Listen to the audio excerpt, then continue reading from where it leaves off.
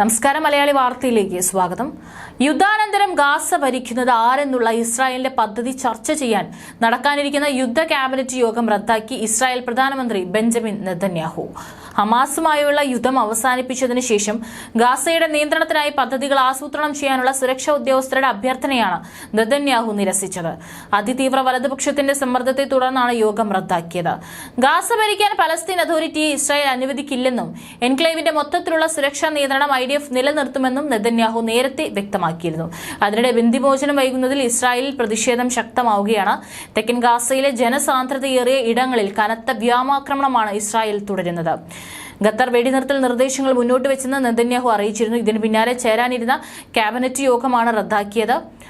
മഫ്ദൽ religious Zionism party പ്രതിനിധി ബെസാലൻ മോഡ്രിച്ചാണ് ഇതിനായി സമ്മർദ്ദം ചെലുത്തിയത്. 3 ഘട്ടമായി വിപുലമായ വെടിനിർത്തൽ നിർദ്ദേശമാണ് മധ്യസ്ഥരായി ഈജിപ്തും ഖത്തറും മുന്നോട്ട് വെച്ചത്.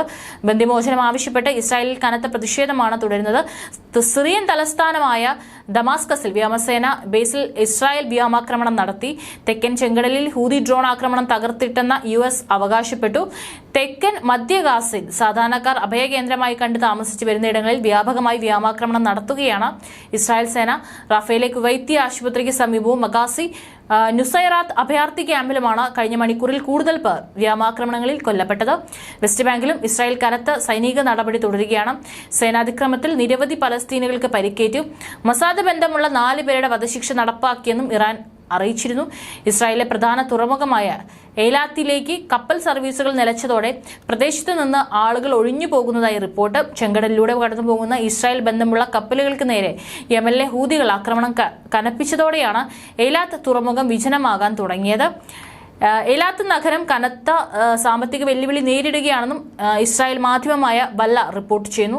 ഇവിടുത്തെ താമസ സ്ഥലങ്ങളിൽ ആളുകൾ ഒഴിഞ്ഞു പോവുകയാണെന്നും എയ്ലാത്ത് പ്രാദേശിക ഭരണകൂടത്തിന്റെ തലവൻ എലി ലാൻഡ്രിയും പറഞ്ഞു. പ്രദേശത്തെ ടൂറിസം നിലച്ചിരിക്കുന്നു, ആരും ഇങ്ങോട്ട് വരാൻ ആഗ്രഹിക്കുന്നില്ല. എയ്ലാത്ത് മരിച്ചുകൊണ്ടിരിക്കുകയാണെന്നും ലാൻഡ്രി കൂട്ടിച്ചേർത്തു. ചെങ്കടലിൽ ഹൂതികൾ ആക്രമണം തുടങ്ങിയതോടെ എയ്ലാത്ത് അതിഗുരുതര പ്രതിസന്ധിയിലൂടെയാണ് കടന്നുപോകുന്നത്. 100 കണക്കിന് വ്യാപാരങ്ങൾ അവസാനിപ്പിച്ചു.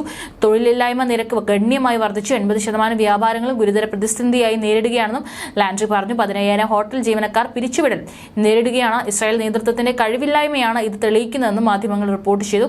എയ്ലാത്തിലെ ജനസംഖ്യ 70,000-ൽ നിന്ന് 30,000-ആയി കുറഞ്ഞതായി റിപ്പോർട്ടുണ്ട്.